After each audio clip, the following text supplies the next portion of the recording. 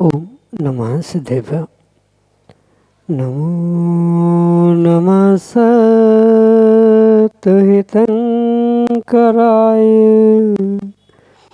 वीराय भव्याम्बुजभास्कराय अनंतलोकाय सुरार्चिताय देवादिदेवाय नमो जिनाय देवादिदेवाय नमो जिनाय। अनंत अनंत सिद्ध परमेष्टि भगवान की 1008 भगवान शांतिनाथ स्वामी की परम पूज्य आचार्य भगवंत गुरुवर विशुद्ध सागर जी मुनि महाराज की परम पूज्य मुनि श्री सुप्रभ सागर जी महाराज की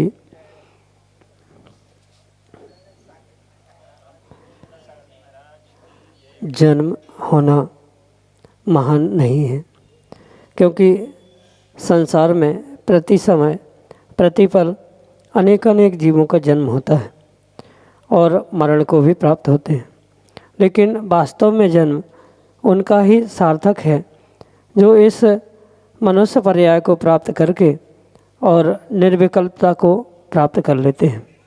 ऐसे तीर्थंकर भगवंत शांतिनाथ स्वामी, जिन्होंने 6 खंड का राज प्राप्त किया और राज्य करते हुए चक्रवर्ती कामदेव जैसे महान पदों को प्राप्त करके भी उन्होंने इस मनुष्य पर्याय की सार्थकता, उस निर्विकल्प अवस्था अनंत सुख को प्राप्त कर लिया, क्योंकि उन्होंने अपने मन के विकल्पों को समीचीनता के साथ उनका पूर्व पर्याय में सम्यक समाधान प्राप्त किया और इस पर्याय में भी वे निर्विकल्प होते हुए उस निराकुलता को प्राप्त हुए हैं और जन जन को भी उन्होंने निराकुलता का मार्ग प्रदान किया।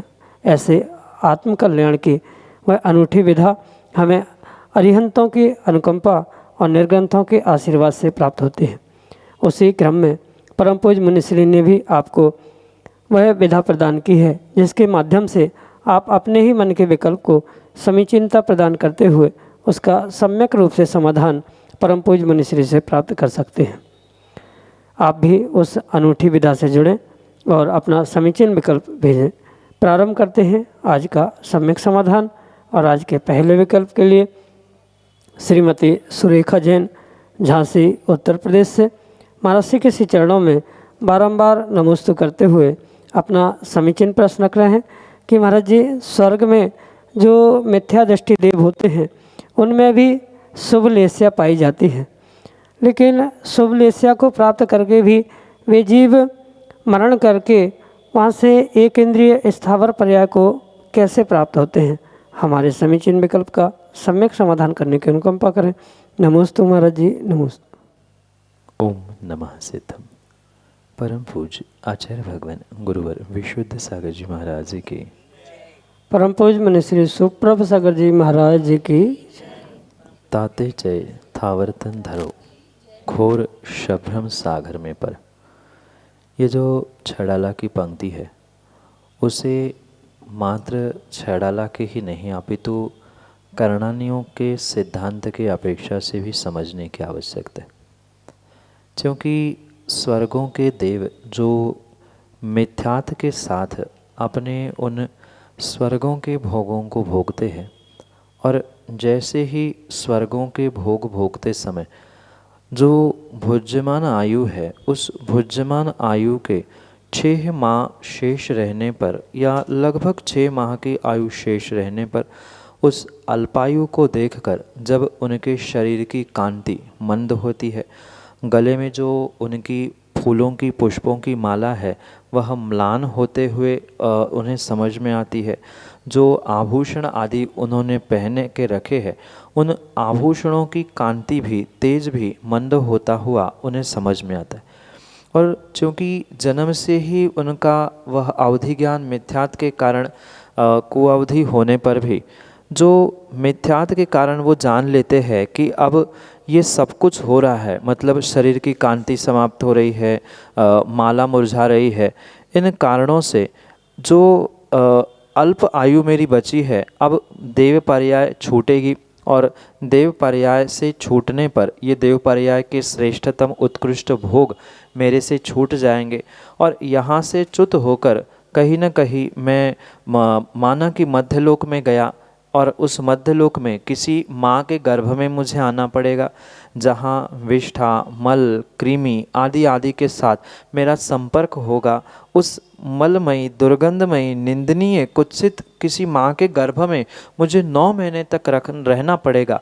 ये भावों के कारण, इन विचारों के कारण जो उन मिथ्यादृष्टि जीवों का आर्द्र ध्यान प्रारंभ होता है, वह आर्द्र ध्यान पाप से भवनत्रेक और बहुत सारे कल्पवासी देव जो उस मिथ्यात्व के कारण वहाँ से च्युत होते हैं, वहाँ से च्युत होकर वे तिर्यक लोक में यानी मध्य लोक में जन्म तो लेते हैं, पर मध्य लोक में भी जन्म लेते समय वहाँ बादर, पर्याप्त, पृथ्वी कायिक, जल कायिक या प्रत्येक वनस्पति कायिक आदि जीवों में जन्म लेते हैं। इन कारणों से भले ही उनकी पीत आदि अच्छी लेशा, शुभ लेशा होने पर भी वे मिथ्यादृष्टि जीव स्थावरों में ही जन्म लेते हुए देखने में आता है, क्योंकि मरते समय वह जो आयु का बंध कर लेते हैं कि हमें किसी माँ के गर्भ में नहीं जाना है, मुझे माँ के गर्भ में नहीं जाना है, ये सोचते सोचते जो आयु का बंध करते हैं वहाँ से च्युत होंगे तो मध्यलोक में आएंगे, पर मध्यलोक में आकर भी वह किसी माँ के गर्भ में मनुष्य बन के आने की जगह, तिर्यंच बन के आने की जगह तिर्यंच योनि में ही जो वनस्पति कायिक, पृथ्वी कायिक, जल कायिक आदि रूप स्थावर स्वीकार किए जाते हैं, उन स्थावरों में उनका जन्म होता है। यही आपके लिए सम्यक समाधान। श्रीमती प्रतिभा जैन, आरा, बिहार से महाराज जी के चरणों में बारंबार नमोस्तु करते हुए अपना समीचीन प्रश्न रख रहे हैं कि महाराज जी, नमोकार मंत्र का जाप जो हम 1 घंटे के दौरान करते हैं, तो वहाँ केवल नमोकार मंत्र ही बोलना चाहिए या फिर ओम नमो अरियंताणाम आदि इत्यादि बोल सकते हैं क्या? हमारे समीचीन विकल्प का सम्यक समाधान करने की अनुकंपा करें। नमोस्तु महाराज जी, नमोस्तु।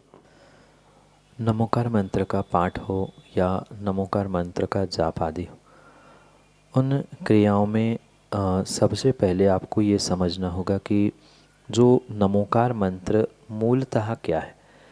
क्योंकि पाठ हो, मंत्रों का उच्चारण हो या मंत्रों का जाप हो या अन्य किसी प्रकार से नमोकार मंत्र का उच्चारण क्यों ना, शुद्ध नमोकार मंत्र क्या है ये सबसे पहले समझने की आवश्यकता है। कई सारे जीव ओम ह्रीम नमो अरियंताणम, ओम नमो अरियंताणम, ओम नमो सिद्धाणम आदि बहुत सारे बीजाक्षर जोड़कर उस नमोकार को पढ़ने का प्रयास करते हैं, पर कायदे से मात्र नमो अरिहंताणम, नमो सिद्धाणम, नमो आर्यणम, नमो उज्जयणम, नमो लोहे सव्वसाहणम, इतना ही नमोकार मंत्र है। शेष अन्य बीजाक्षर जोड़ने से उसका अन्य मंत्र रूप प्रयोग में लाना स्वाभाविक रूप से सिद्ध है। इसका मतलब ये नहीं है कि नमोकार मंत्र में ओम ह्रीम आदि बीजाक्षर जोड़ने से कुछ विपरीतता को प्राप्त होने वाले हैं। विपरीतता बिल्कुल भी नहीं है, पर जो नमोकार मंत्र मूलतः है वह मात्र बीजाक्षर के अलावा, मतलब जो ओम ह्रीम आदि बीजाक्षर है इनके अलावा मात्र नमो अरिहंताणम, नमो सिद्धाणम रूप ही है। और जब नमोकार का पाठ कहा जा रहा है तो स्पष्ट रूप से जैसा उच्चारण या जैसा उसमें मूलतः हमें प्राप्त होता है नमो अरिहंताणम, नमो सिद्धाणम रूप, वैसा ही उसका पाठ, वैसा ही उसका जाप करना चाहिए। अन्य बीजाक्षर जोड़ने से उन मंत्रों का नाम भी बदलता है, उन मंत्रों का कार्य भी बदलता है, उसका अभिप्राय भी बदलता है। इसलिए अन्य कोई बीजाक्षर जोड़े बिना ही उसका उच्चारण नमोकार पाठ या नमोकार मंत्र की सिद्धि आदि के लिए करना आपके लिए परम आवश्यक होगा। यही आपके लिए सम्यक समाधान।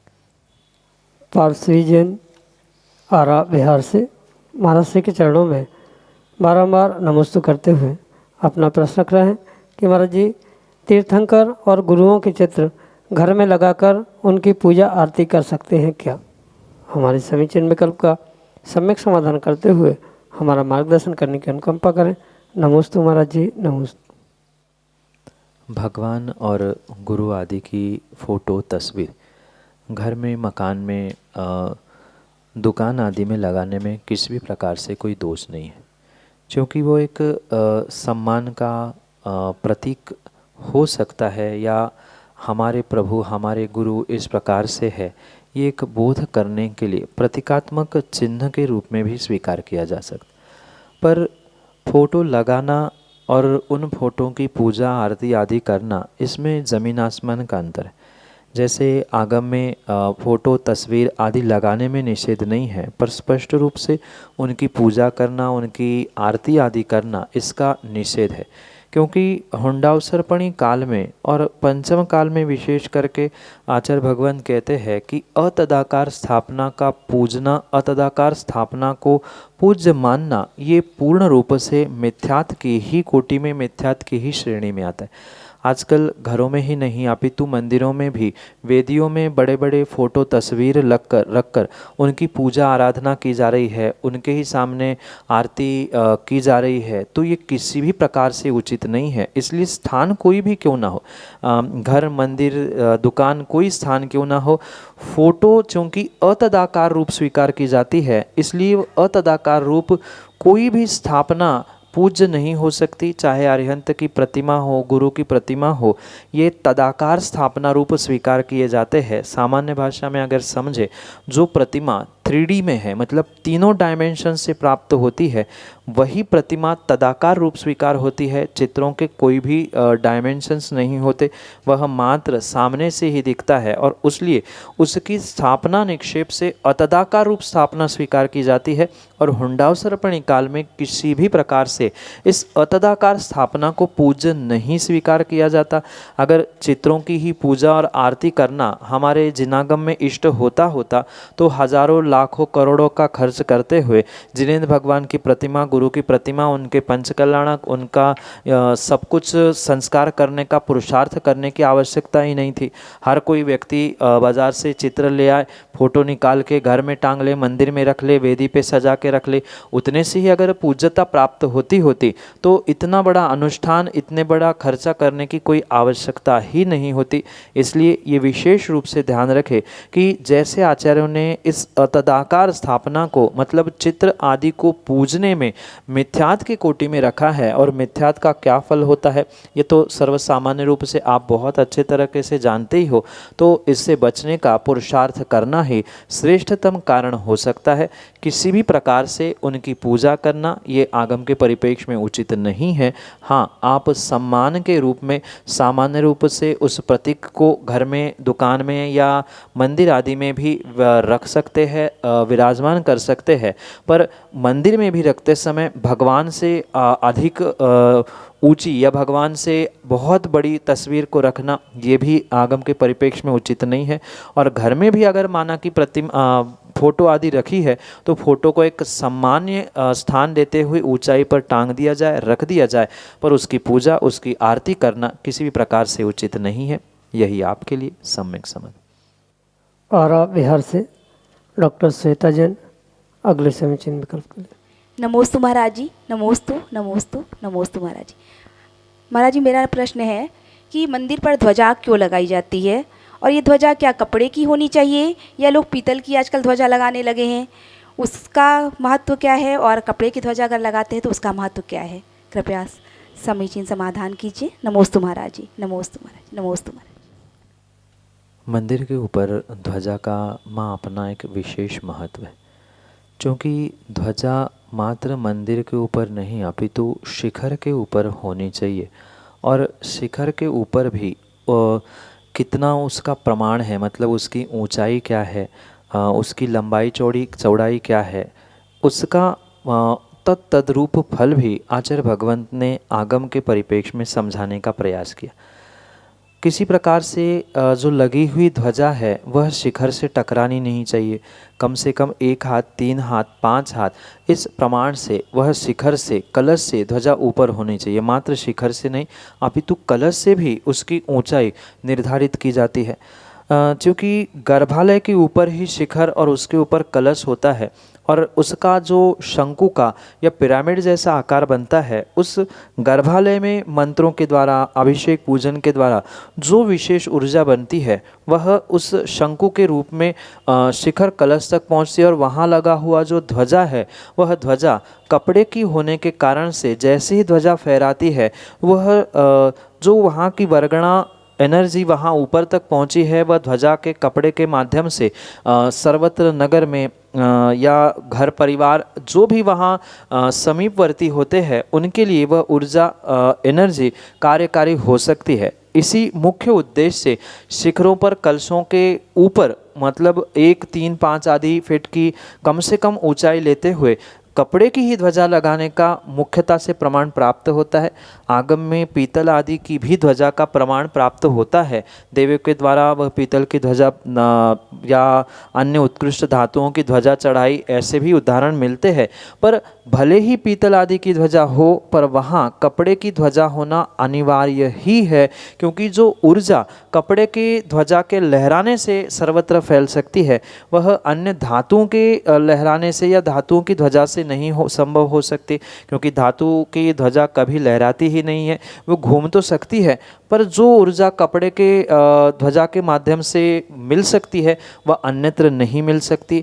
रही बात उसके फटने, जीर्ण शीर्ण होने की, तो स्वाभाविक सी बात है, कपड़े की है तो वह फटेगी, पर 6 महीने में, 3 महीने में उसे पुनः पुनः बदलने का प्रयास करने से वह विशेष फल भी प्राप्त होता है। साथ में ये भी ध्यान रखें, जो ऐसा पुरुषार्थ करता है मतलब कलशों पे, शिखरों पे जो ध्वजारोहण करता है उसकी भी यशा कीर्ति उस ध्वजा के भांति चहुँ दिशाओं में फैलती है। ये सोच समझकर ही जीवों को सबसे पहले मंदिर की पूर्णता के रूप में ध्वजा, कपड़े की ध्वजा उस शिखर कलश पर विराजमान करने की आवश्यकता है। भले ही एक बार अधिक मेहनत लगती है तैयारी करने के लिए, पर तैयारी अगर हो जाए तो व्यवस्थित वह सभी समाज के लिए बहुत फलदायी, शुभ संकेत देने वाली ये ध्वजा होती है। ध्वजारोहण होने पर भी उसकी दिशा, उसका बहुत सारा पुरुषार्थ या उसके बहुत सारे संकेत जो आगम में कहे हैं उस अनुसार जीवों को फल भी प्राप्त होता है। इसलिए शुभ संकेतवाचक, सुख समृद्धि को देने वाली, उस मंदिर की ऊर्जा को सर्वत्र फैलाने वाली इस ध्वजा को प्रत्येक मंदिर के कलश और शिखरों पर आगम के परिप्रेक्ष्य में लगाने की आवश्यकता है। यही आपके लिए सम्यक समाधान। जूही जैन, आरा बिहार से अगले समीचीन में कल द्वय मुनिराज के चरणारविंद में बारंबार नमोस्तु नमोस्तु महाराज जी, नमोस्तु महाराज। महाराज जी, मेरी शंका ये है कि पूजा करते समय चंदन की जगह केसर का पाउडर चढ़ा सकते हैं कि नहीं, क्योंकि आजकल चंदन की लकड़ी सुलभता से मिलती नहीं है, और मिलती है तो वो बेल की लकड़ी या जो भी डुप्लीकेट लकड़ी। महाराज जी, इसका समाधान जी। नमोस्तु महाराज जी। चंदन केसर गार फैले सुवास दसो दिशि। इन पंक्तियों को शायद आपने पूजन के माध्यम से कई बार पढ़ा होगा, इसलिए ये विकल्प करने की आवश्यकता नहीं है कि चंदन की जगह हम केसर चढ़ा रहे हैं तो उसका हमें क्या फल मिलेगा, क्योंकि पूजा में भी स्पष्ट लिखा है चंदन केसर गार फैले सुवास दसो दिशा। तो इन पंक्तियों को समझते हो ये तो एक मात्र दृष्टांत हुआ, ऐसे अनेक सारे पूजनों में केसर का उल्लेख मिलता है। तो केसर चढ़ाने में विकल्प करने की किसी प्रकार से आवश्यकता नहीं है।